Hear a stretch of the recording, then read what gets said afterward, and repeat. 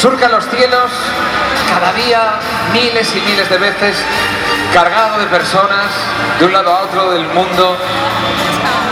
Es seguro, es ligero, dicen lo que le construyeron, y sobre todo nos hace mucha compañía a todos.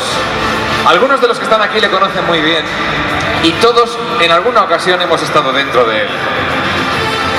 Amigos, aquí en este aeropuerto de Adolfo Suárez, esta noche de segundo aniversario de Iberia Express, va a venir un invitado que no podía faltar y que tampoco ha querido perderse este momento. Si la torre le autoriza, eso siempre, va a venir a la fiesta. No sé si queda pastel para él, pero bueno, queroseno siempre habrá. Amigos, en un instante aparecerá, lo saben ya, ¿no?, el famoso Airbus 320.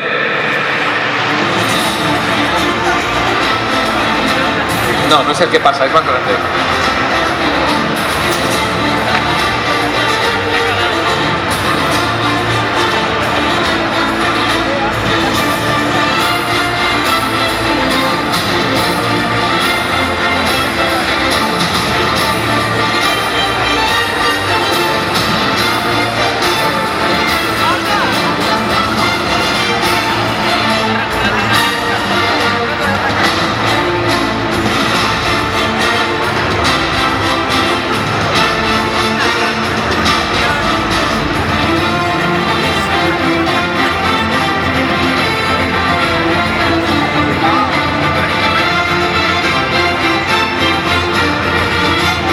Y aquí entra, un aplauso para nuestro invitado de honor, el Airbus 320 de Iberia Express.